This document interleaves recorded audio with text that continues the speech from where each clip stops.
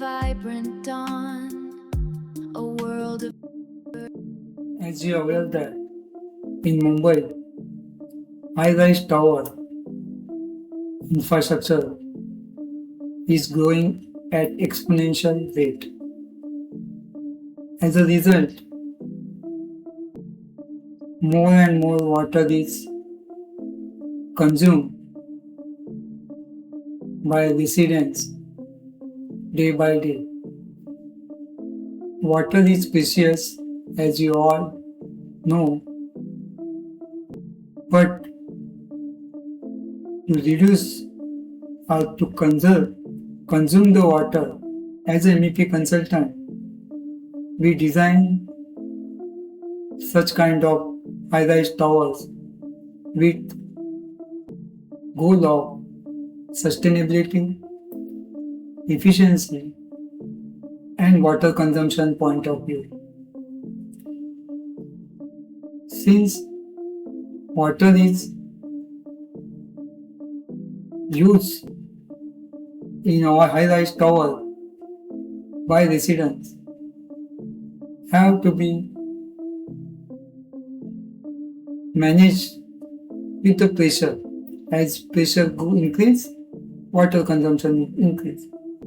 So we design pressure reducing wall or pressure reducing system, which are the water management or high pressure water management systems which are generally used in high-rise tower to reduce water flow as per requirement and water pressure as per flow fixtures requirement.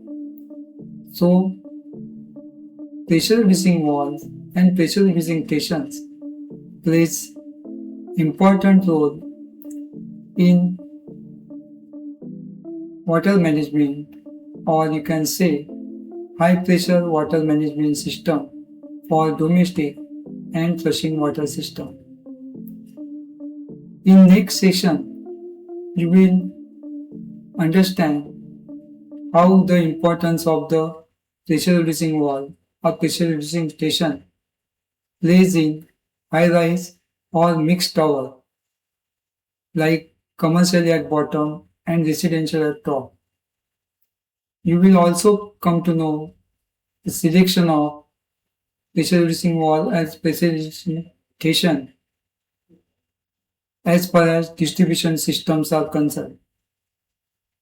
And at the end, you will know that why pressure reducing station plays most important role as compared to pressure reducing wall from life cycle cost, water consumption, and OPEX point of view. So let us move to the next session. Thank you. Hi, this is Deepak Bablikar, founder, Benchmark MEP Engineering Consultant. We are basically MEP engineering consultant for high-rise infra projects,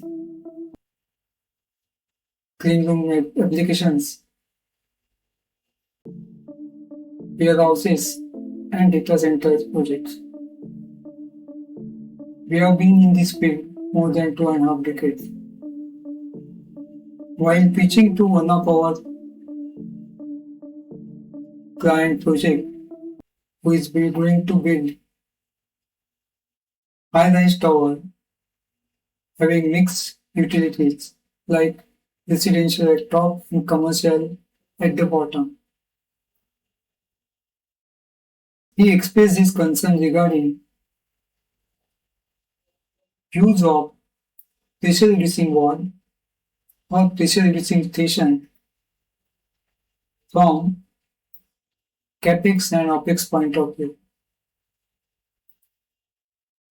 As a MEP consultant, we design any project with the goal to achieve maximum efficiency, sustainability, and life cycle cost.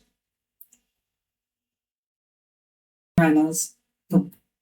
We started our conversation in following manners.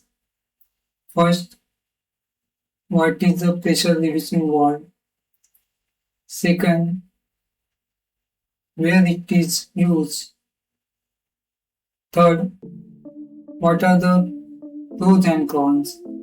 And last, capex and opex. So, let us first understand what is a pressure reducing valve or pressure reducing station. Pressure reducing valves or pressure reducing system is used for water management or pressure, or you can say that it is a high pressure management system where you are reducing pressure in such a manner that the fixtures which we are using for, like shower fixtures is there, kitchen taps is there, your flush walls are there. These are the fixtures where we are dealing with the domestic and flushing water should get required pressure at the outlet in order to reduce water hammering and this failure due to the high pressure. So, there are three types of water distribution systems which are generally used in any low-rise, mid-rise or high-rise tower. First one is gravity system, or it is also known as indirect system, where water is fed from lower floor pump room to the terrace, and from terrace lower floors are fed with gravity system. Second comes hydropneumatic system, or it is also known as direct system, or it use some time it is also known as pressurized system, where there are hydropneumatic pumps are there with along with the pressurized tank, and it feeds to the upper floors with a pressurizing station to manage the pressure in the system. And third is also known as hybrid system, where combination of both gravity and hydropneumatic system is applied. And hybrid system is one of the best water distribution system can be used for high-rise tower. When we think of mid-rise tower, generally they are filled with the gravity system, and where there are pressure reducing walls kept on each floor, regulating the pressure in the domestic or flushing lines. You have to think of the maintenance space also. Since if you go with the high-rise tower, number of pressure reducing walls goes on increasing, and it will have cost implication also. Second, the person has to come inside the residence flat to do the maintenance.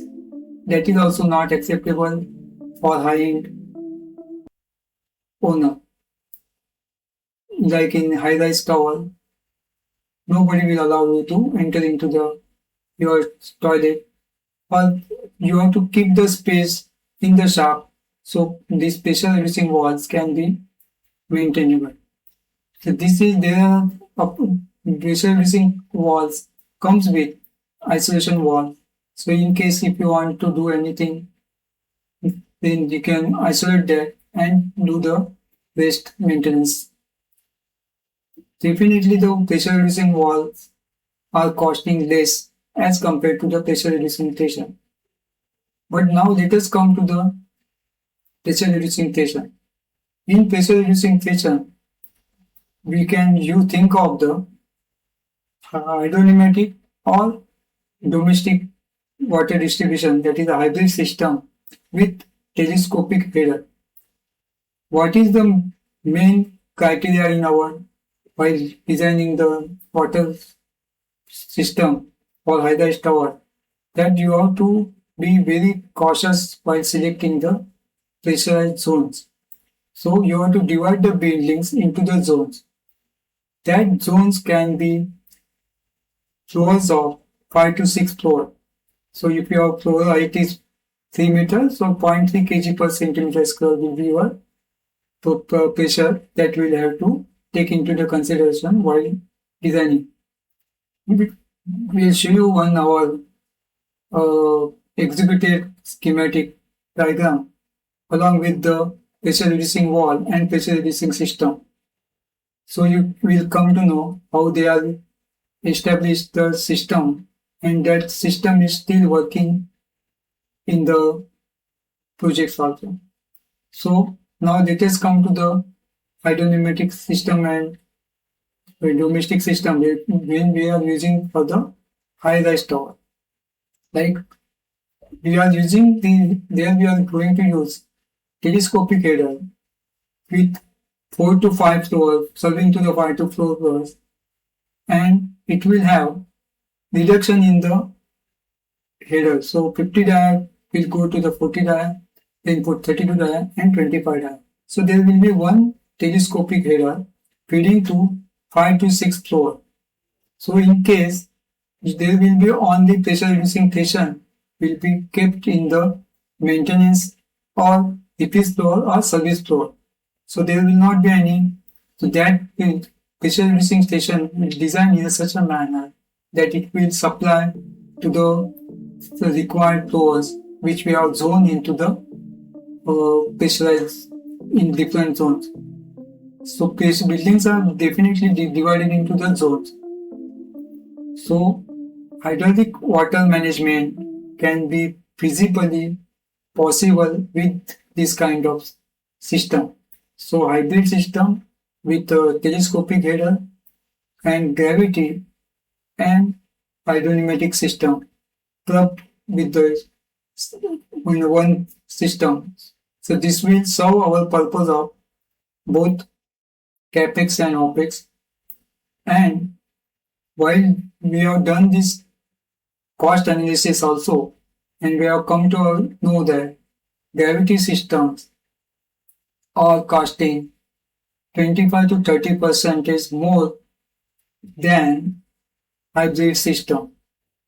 So as a MEP consultant, our suggestion will be to go with the pressure reducing station for hybrid system with telescopic header will definitely reduce your capex, opex and maintenance stress for residents, that residence owner. Also, one thing I would like to point out here is, since in large infra projects where builder is having their own facility management system, so that facility management system person will come to the telescopic header pressure reducing station when there is some problem in the service floor or maybe in the repair floor, wherever it is kept for the maintenance. So instead of thinking of pressure reducing wall in each floors, it is better to go with telescopic header with hydropneumatic hybrid system for we using pressure reducing station instead of pressure reducing wall. So conclusion, And client takeaways are: first, do the life cycle cost of both system, hybrid system and the gravity system. And second, think of maintenance space while doing the OPEX point of view. And third, CAPEX is concerned, you have to definitely think of hybrid system only.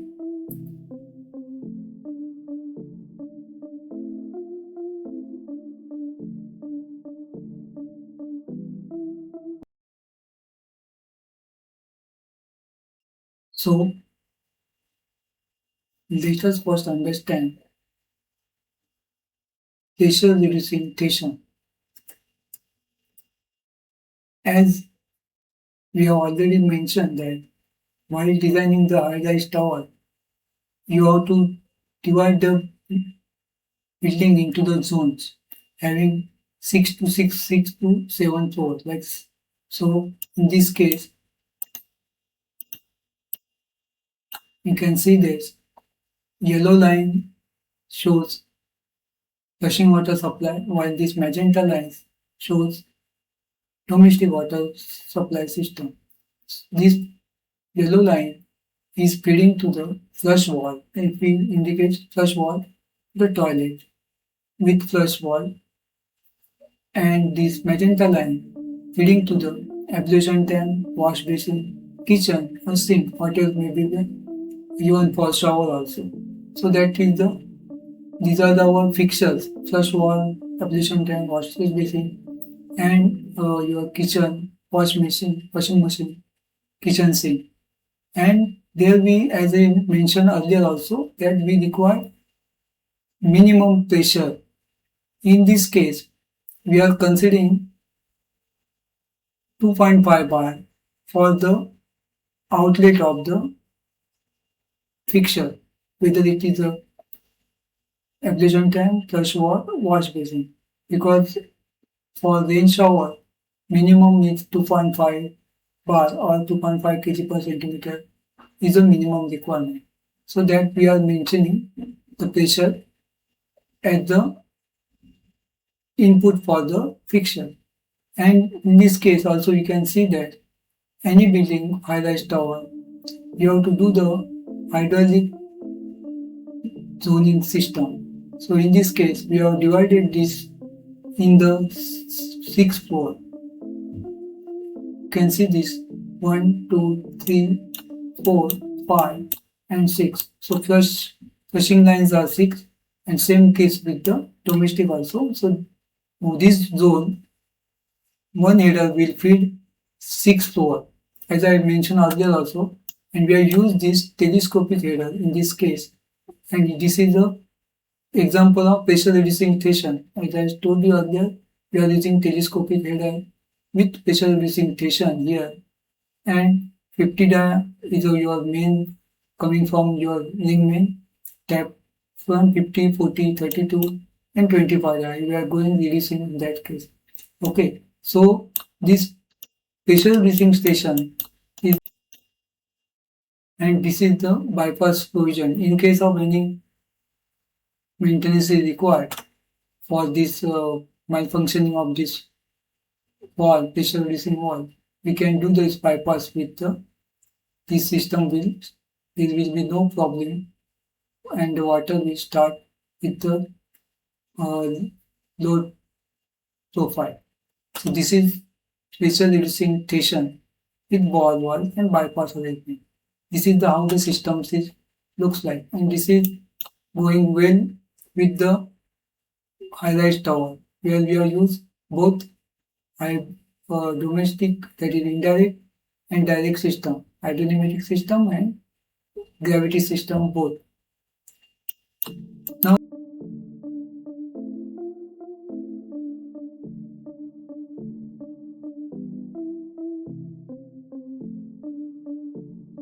pressure reducing wall. Now let us come to the pressure reducing wall.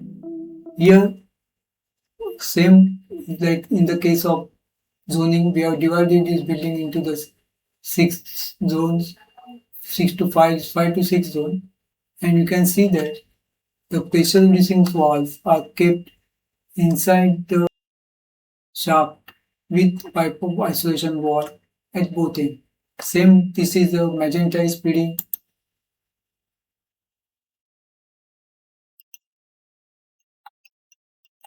domestic water supply, and this yellow line is for flushing on.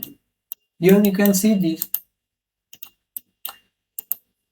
pressure reducing wall have to be designed in such manner that outlet pressure will be kept as per our requirement. As I told you, 2.5 to 2.8 is our requirement.